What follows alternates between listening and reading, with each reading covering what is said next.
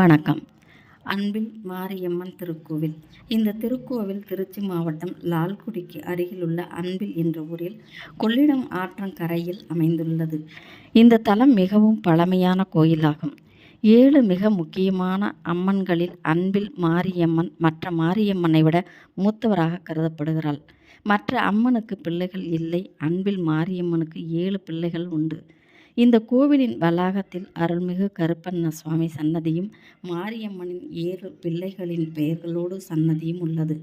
செல்லாண்டியம்மன், காமாட்சி அம்மன், பரமானார், சங்கிலி கருப்பன், மதுரை வீரன், பேச்சியம்மன், சாம்பான் என்றும் மேலும் ஈசான்ய மூலையில் வெண்குதிரையும் உள்ளது.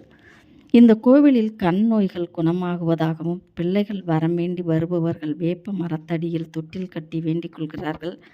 அம்மனை வேண்டி தினந்தோறும் பக்தர்கள் வந்து செல்லுகின்றனர். காலையிலிருந்து மதியம் வரையிலும் மாலையிலிருந்து இரவு வரையிலும் நடை திறந்திருக்கும். இங்கு உள்ள தேவி மிகவும் சக்தி வாய்ந்தவள்.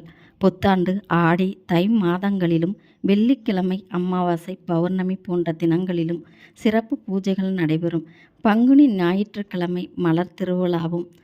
அன்பில் தாயாரும் மக்களின் நலனுக்காக பச்சை பட்டினி விரதமிருந்து மக்களை காப்பது ஐதீகம்.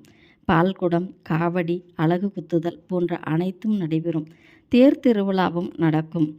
பார்ப்பதற்கு அம்மன் சமயபுரத்தால் போலவே இருக்கிறாங்க. இந்த கோயிலில் செவி வழி வரலாறுகள் ஒரு சில. ஒரு சமயம் சமயபுரத்து மாரியம்மன் அக்காவாகிய அன்பில் மாரியம்மன் பிள்ளைகளை பார்க்க வந்தாராம்.